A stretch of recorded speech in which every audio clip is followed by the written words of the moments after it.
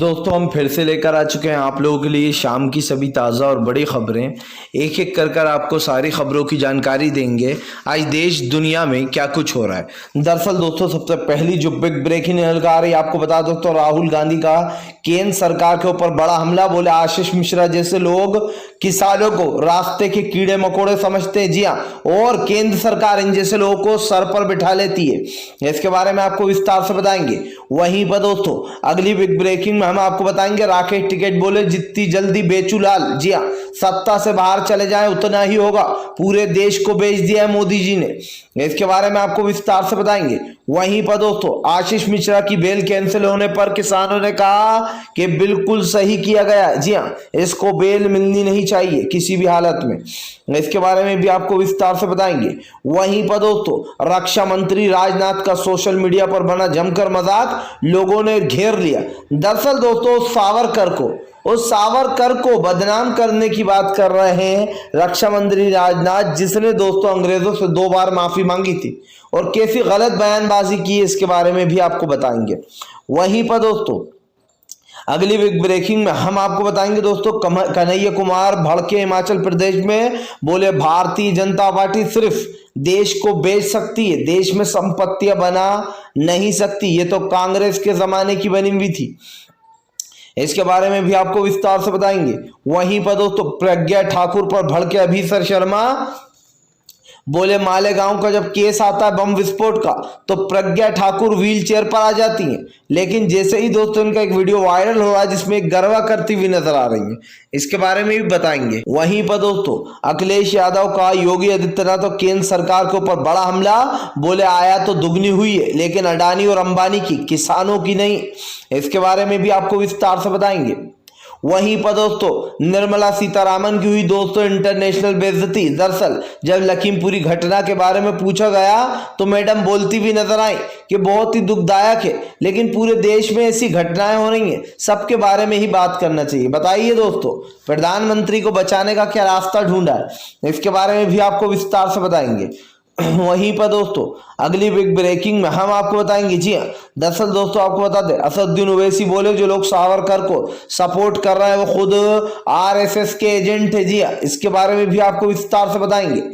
वहीं पर दोस्तों प्रियंका गांधी का दोस्तों मोदी के ऊपर बड़ा हमला, बोले फिलहाल केंद्र सरकार ने लोगों को 1 करोड़ नौकरियां हर साल देने का वादा किया था, कहां गई वो नौकरियां? किसानों की आय दुगनी करने की बात की थी, कहां गया वो? आय दुगनी तो नहीं हुई लेकिन कम जरूर हो गई है, इसके बारे में भी आपको विस्तार से बताएंगे।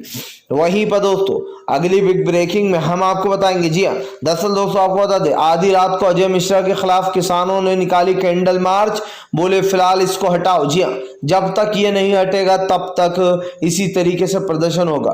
वहीं पर दोस्तों अगली बिग ब्रेकिंग में हम आपको बताएंगे एक बार फिर से दोस्तों उत्तर प्रदेश से दिल दहला देने वाला वीडियो। एसपी ने दोस्तों आपको बता दे एसपी ने जो गुहार लगाने पहुंचा था, जो दोस्तों न्याय की गुहार लगाने पहुंचा था, उसको ही कूट दिया। ये है दोस्तों उत्तर प्रदेश की पुलिस, जो बेचारे अच्छे इंसान हैं जिनको इंसाफ नहीं मिलता उनको कूट दिया जाता है, और जो आरोपी है उनको चाय नाश्ता कराया जाता है। इसके बारे में भी आपको विस्तार से बताएंगे। तो सारी खबरें दोस्तों एक एक कर देंगे। फिलहाल चलिए बढ़ते हैं सबसे पहली और सबसे बड़ी खबर की ओर। दरअसल दोस्तों आपको बता दें राहुल गांधी का केंद्र सरकार पर बड़ा हमला, बोले जो लोग किसानों को कीड़ा मकोड़ा समझकर रोन देते हैं उनको सर पर बिठा लेती है बीजेपी, जी हाँ, उन लोगों की खातिरदारी करती है। राहुल गांधी ने कहा कि आखिरकार इतनी खातिरदारी क्यों हो रही है? 8-8 6-6 बार नाश्ते कराए जा रहे हैं, जी हाँ, अजय मिश्रा आरोपी था या फिर उसको पार्टी पर बुलाया गया था जो 6-6 बार चाय नाश्ता उसके लिए बुलाया गया?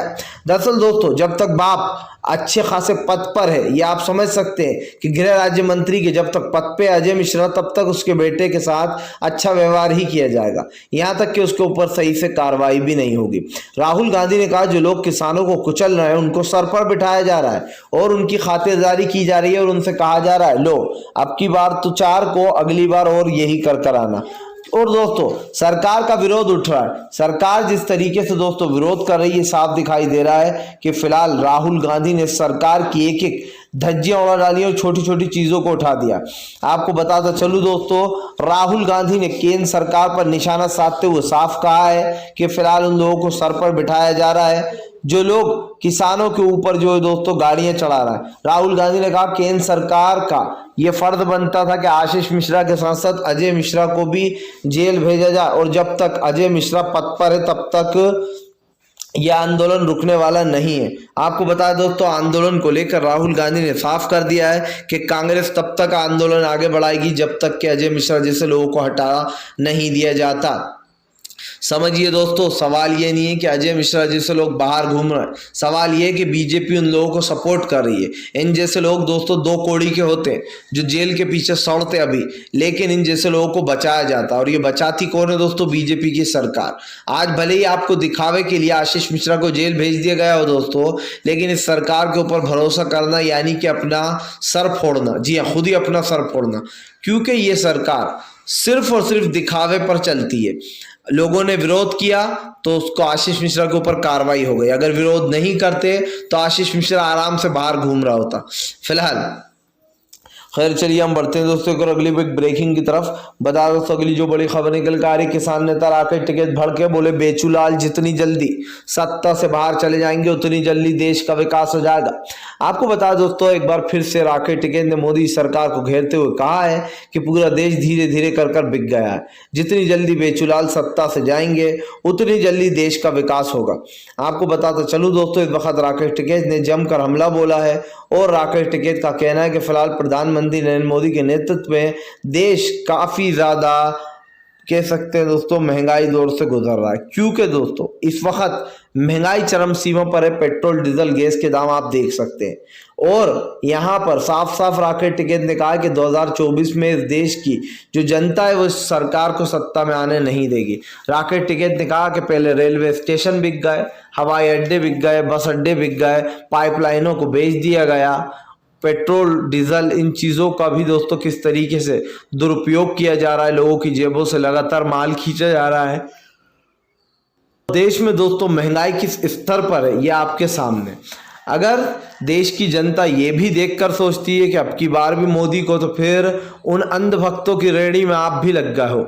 जी है, क्योंकि दोस्तों आप देखिए बहुत सारे दो धड़ों में दोस्तों मैं साफ कहूँगा, दो धड़ों में ये भारत के लोग बच चुके हैं। हमारे इंडिया के जो लोग हैं वो दो धड़ों में बच गए। एक धड़ा वो है दोस्तों जो मोदी सरकार की तानाशाही से कर भी, मोदी सरकार की देश बर्बाद हो रहा है काली नीतियां से कर भी मोदी सरकार को सपोर्ट करता है। ये वो धड़ा है दोस्तों जो अंधभक्तों का है, जिसको कोई फर्क नहीं पड़ता पेट्रोल अगर 200 रुपये लीटर भी हो जाए तो कोई फर्क नहीं, बीजेपी के राज में अगर गैस की टंकी 2000 रुपये भी हो जाए तो कोई फर्क नहीं।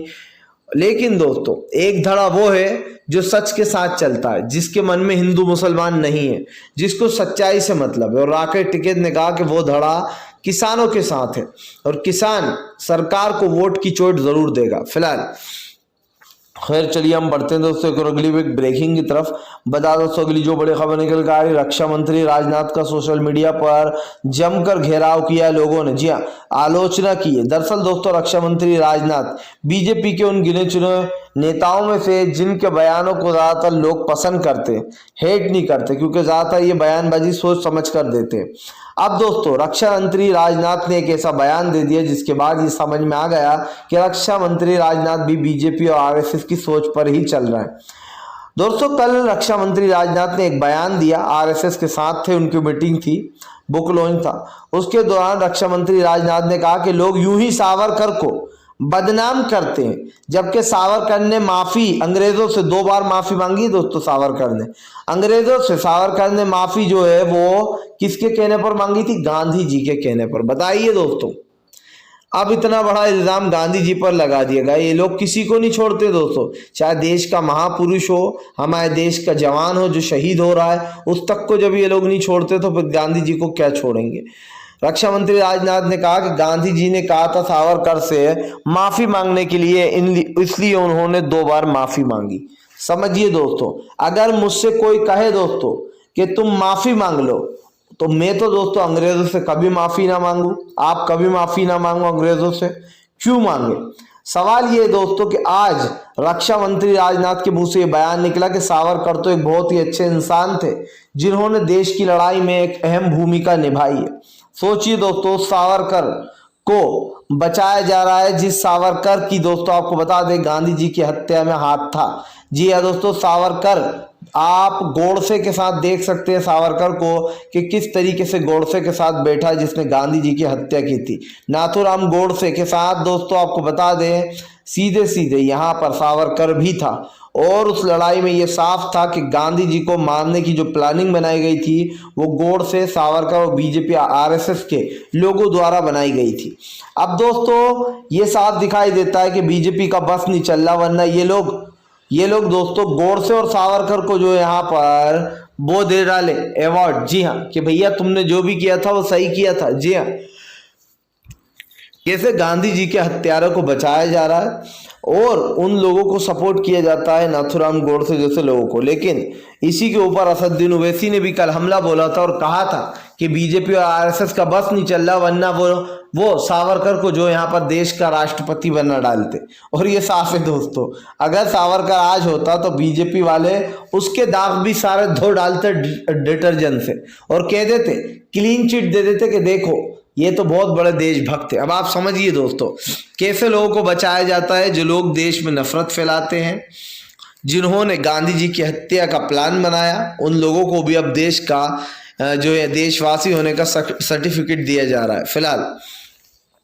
खैर चलिए हम बढ़ते हैं दोस्तों एक और अगली बिग ब्रेकिंग की तरफ। बता दोस्तों अगली जो बड़ी खबर निकल कर आ रही आशीष मिश्रा की। जी हाँ दोस्तों, आपको बता दें जमानत अर्जी खारिज। किसानों ने कहा इसको जमानत नहीं मिलनी चाहिए क्योंकि दोस्तों जिसके ऊपर हत्या का आरोप होता है उसको बड़ी ही मुश्किल से बेल मिल पाती है। अब दोस्तों इसको लेकर जो यहाँ पर जबरदस्त तरीके से घिर गई है केंद्र सरकार। आशीष मिश्रा भले ही जेल में बंद है दोस्तों, उसकी जमानत अर्जी को अब खारिज कर दिया गया है। किसानों का कहना है कि किसानों को इंसाफ चाहिए, किसानों को पैसे से कोई लेना देना नहीं है और इंसाफ जब तक नहीं मिलेगा किसान इसी तरीके से चलता रहेगा। दोस्तों आपको बता दें कृषि कानून को लेकर किसान पहले से ही काफ़ी ज़्यादा भड़के हुए हैं। किसानों को ऊपर जिस तरीके से धारदार दोस्तों जिप्सी चढ़ा दी गई, उसके बाद ये साबित हो जाता है कि किसानों की जान की कीमत कुछ भी नहीं है बीजेपी की नज़रों में। और दोस्तों यकीन मानिए बीजेपी क्या करती है, उन लोगों को टारगेट करती है जो लोग कृषि कानूनों के खिलाफ होते या फिर जो इस सरकार की काली नीतियों के खिलाफ होते। इससे साफ दिखाई देता है दोस्तों कि भारतीय जनता पार्टी आज देश में नफरत फैलाने का काम कर रही है। और ये आपके हमारे सामने आशीष मिश्रा को भले ही दोस्तों रिमांड पर भेजा गया हो, उनकी बेल खारिज हो गई हो, लेकिन देखना आगे होना होगा दोस्तों कि आगे क्या होता है, क्योंकि आशीष मिश्रा जैसे लोगों को इतनी आसानी से बेल नहीं मिल सकती दोस्तों। ये हम भी जानते हैं कि 8 लोगों को कुचला गया है, एक ना आधा 8 लोगों को। आज देखिए आप सलमान खान के ऊपर कब से केस चल रहा है हिट रन का दोस्तों। एक सिर्फ उन्होंने एक जो धोखे से एक्सीडेंट कर दिया था उसके खिलाफ, सलमान के खिलाफ आज तक एफआईआर दर्ज है और अभी तक केस चल रहा है। तो सवाल यही है दोस्तों कि बीजेपी बचने की कोशिश करे लेकिन बीजेपी बच नहीं सकती फिलहाल। खैर चलिए हम बढ़ते हैं दोस्तों एक अगली बिग ब्रेकिंग की तरफ। बता दोस्तों अगली जो बड़ी खबर निकल कर आ रही जी है, दरअसल दोस्तों आपको बता दें आर्यन खान की बेल को लेकर आज सुनवाई जारी है। दरअसल दोस्तों आपको बता दें आर्यन खान को जबरदस्त तरीके से फंसाने की कोशिश की गई है। ये सारा मामला विपक्ष का कहना है कि मुद्दा भटकाने के लिए किया जा रहा है। याद कीजिए दोस्तों लखीमपुरी, जिस दिन लखीमपुरी कांड हुआ था उसी दिन दोस्तों आपको बता दें उसके दूसरे दिन आर्यन खान को ड्रग्स मामले में पकड़ लिया गया। एनसीबी की जांच में पता चला दोस्तों कि जो टकला सा प्राइवेट डिटेक्टिव था दोस्तों, उसने जानबूझकर आर्यन खान को पकड़वाया क्योंकि दोस्तों वो उसके ऊपर कई आपराधिक मामले शामिल हैं। तो एक अपराधी सिक्का वहां पर क्या काम था, उस अपराधी के साथ बीजेपी का नेता भी था। ये दोनों ने मिलकर आर्यन खान को पकड़ा और ये दोनों उसका हाथ पकड़कर गाड़ी तक लेकर आए और उसको एनसीबी के ऑफिस लाए। सवाल ये उठने लगे कि आखिर इसका लेना देना क्या था शाहरुख खान के बेटे के साथ, और अगर जांच करनी थी तो एनसीबी के अफसरों को करनी थी। एक भगोड़े से आपने शाहरुख खान के बेटे को पकड़वाया, यानी कि यह आपका सोचा समझा प्लान था। और दोस्तों मैं आपको बता दूं ये जो भगोड़ा है जिसने आर्यन खान के साथ जिसको फोटो खिंचाने की खुजली थी, जिसने फोटो तो खींच लिया लेकिन वो ये भूल गया कि मेरे ऊपर कई आपराधिक मामले शामिल हैं। और जब ये फोटो फेमस होने के लिए, दरअसल दोस्तों आजकल लोगों को फेमस होने की खुजली है, और जब फेमस होने की खुजली किसी को चलती है तो आप समझ सकते हैं कि वो भूल जाता है, उसकी जो बुद्धि है वो भ्रष्ट हो जाती है। यही का ये काम दोस्तों उस डिटेक्टिव ने किया जो अपने आप को प्राइवेट डिटेक्टिव बताता है, टकला। उसने दोस्तों अपनी जो फोटो है वो वायरल कर दिया आर्यन के साथ, जिसके बाद जो इन लोगों ने महाराष्ट्र में इसके खिलाफ एफआईआर दर्ज करा रखी थी, एक ना आता दोस्तों, इसके ऊपर पूरी 12 एफआईआर दर्ज है। इसके ऊपर ये दर्ज है मामले कि इसने लोगों के साथ धोखाधड़ी की है और धोखाधड़ी कर कर ये लोगों को जो धोखा देकर वहां से फरार है। अब दोस्तों जब एनसीबी को लगा कि अब तो हम फंस जाएंगे तो इसको अंडरग्राउंड कर दिया। अब ये गायब हो गया, अब ये कहीं नहीं दिखाई दे रहा है आपको कि ये कहां पर गया है। तो एनसीबी की जो मंशा थी वो तो साफ दिखाई देती है कि ना ही आर्यन खान ने ड्रग्स ली, ना ही आर्यन खान ने दोस्तों उसका सेवन किया, तो फिर आर्यन खान को किस जुर्म में पकड़ा गया है। लोग सवाल उठा रहे हैं कि भैया अगर चलो ड्रग्स खाई होती दोस्तों तो एक वो बनता कि हाँ इसने ड्रग्स ली है, अगर आर्यन खान ने ड्रग्स बेची या खरीदी होती तो पता चलता, लेकिन आर्यन खान के ऊपर दोस्तों ऐसा कोई भी ब्लेम साबित नहीं है, ना ही आर्यन खान का ने ड्रग्स निकली बरामद हुई, और इसीलिए एनसीबी अब फंस गई है सवालों में। और यकीन मानिए दो एक दिन में इनका भांडा फूटने ही वाला है दोस्तों। बस जिस तरीके से आप एक यंग एज के लड़के को बदनाम कर रहा हो, आप उसका कैरियर खराब कर रहा हो, आप 10 ग्राम अगर किसी और के पास अफीम निकल जाती है, हीरोइन निकल जाती है, चरस, तो आप एक मुद्दा बना देते हो। लेकिन गौतम अडानी के एयरपोर्ट पर दोस्तों 300 किलो हीरोइन पकड़ी जाती है, लेकिन ये पूरी भाजपा, पूरी गोदी मीडिया बेशर्मों की तरह बैठी रहती है। और आप देखिए कोर्ट में भी इसको लेकर कोई सुनवाई नहीं हो रही है। तो इसे कहते हैं दोस्तों बेशर्मी की सारी हदें पार करना, कि एक तरफ तो आप एक यंग लड़के का कैरियर बर्बाद कर रहा हो, दूसरी तरफ आप गौतम अडानी पर चुप बैठे हुए। वाह भाई वाह, क्या मीडिया है दोस्तों, क्या मीडिया है। जिस मीडिया को सच्चाई सामने लाना चाहिए आजकल वो दलाली में लगी है। और ये सब कुछ दोस्तों एक सोची समझी चाल है ताकि लखीमपुरी का जो कांड हुआ है, 8 किसानों को जो मारा गया है, उस मुद्दे को दबाया जा सके और शाहरुख खान को बदनाम किया जा सके। फिलहाल चलिए खैर बढ़ते हैं दोस्तों एक और अगली एक ब्रेकिंग की तरफ। बता दोस्तों अगली जो बड़ी खबर निकल कर आ रही, प्रज्ञा सिंह ठाकुर पर दोस्तों भड़के अभिषेक शर्मा, बोले क्या सीन है। जी हाँ, दरअसल दोस्तों प्रज्ञा सिंह ठाकुर जिनके ऊपर दोस्तों आपको बता दे बम विस्फोट, जी हाँ आपको बता दे मालेगांव का ब्लास्ट में जिनका नाम है दोस्तों प्रज्ञा ठाकुर, जो आजकल जमानत पर चल रही है, उनका नाटक तो आपने देखा ही होगा। कोर्ट में जब वो जाती हैं तो व्हील चेयर पर बैठकर जाती हैं, ये बताते हुए कि देखिए मुझसे तो चलते तक नहीं बन रहा, कितनी लाचार हूं मैं। जी हाँ, और इस कोर्ट का समय बर्बाद करती हैं। अब दोस्तों प्रज्ञा सिंह ठाकुर को पता नहीं था कि उनका वीडियो वायरल हो जाएगा। दरअसल प्रज्ञा सिंह ठाकुर का इससे पहले भी एक वीडियो वायरल हुआ था जिसमें वो फुटबॉल खेल रही थी। बताइए, जो महिला कोर्ट में व्हील चेयर पर बैठकर जाती है वो अचानक से उठकर फुटबॉल खेलने लगती है। अब नया जो वीडियो उनका वायरल हुआ है, ये व्हील चेयर से उठती हैं दोस्तों और गरबा करने लगती हैं, जबरदस्त तरीके से गरबा करती हैं। इनका गरबा देखकर दोस्तों लोग कब्र से भी बाहर निकल कर आ जाएं। जी हाँ, ऐसा गरबा कर रही थी मैडम प्रज्ञा सिंह ठाकुर ने ऐसा गरबा किया दोस्तों, जिसके बाद अभिषेक शर्मा को गुस्सा आ गया और उन्होंने इनका वीडियो शेयर करते हुए लिखा, देखिए ये है प्रज्ञा ठाकुर। जी हाँ, जब कोर्ट जाना होता है तो ये व्हील चेयर पर पहुंच जाती हैं और जब गरबा करना होता है तो ये इस तरीके से गरबा दिखाती है। चलिए आप इसी तरीके से गरबा करती रहें। दूसरा यूजर लिखता है, ये क्रिश की ऋतिक रोशन है, ये क्रिश की गुजारिश की ऋतिक रोशन है, जब कोर्ट जाने का, जब नाचने का मौका आता है तो ये उठकर क्रिश की तरह नाचने लगती है, और जब कोर्ट जाने की बात आती है तो ये जो गुजारिश के ऋतिक रोशन की तरह व्हील चेयर पर बैठ जाती है। और भी लोगों ने दोस्तों यहाँ पर कमेंट किए हैं। फिलहाल चलिए बढ़ते हैं दोस्तों एक और अगली एक ब्रेकिंग की तरफ। बता दोस्तों, उत्तर प्रदेश की हैवानियत का वीडियो शामिल एसपी से गुहार लगा रहा था। दरअसल दोस्तों 8 साल की बच्ची का रेप कर दिया गया, जिसके परिवार ने एसपी की गाड़ी के सामने हाथ जोड़कर उससे मदद मांगने की कोशिश की। अभी तक उन्हें इंसाफ नहीं मिला, जिसके बाद दोस्तों उल्टा एसपी ने उस लड़के को ही थप्पड़ मारना शुरू कर दिया।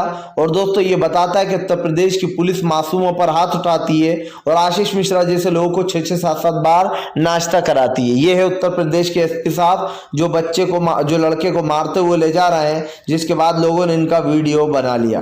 फिलहाल अगर आप भी शांतिपूर्ण ढंग से पीएम की इनसे भी गलत नीतियों का दिल से विरोध करते हो और आप मानते हो कि सरकार सिर्फ एक तानाशाह सरकार है, इसको तत्काल में अपना इस्तीफा दे देना चाहिए, तो इस वीडियो को ज़्यादा से ज़्यादा शेयर कीजिए, लाइक कीजिए। और अगर आप हमारे चैनल पर पहली बार आएँ तो सब्सक्राइब करने के साथ साथ पास में एक घंटी आएगी, उसको ज़रूर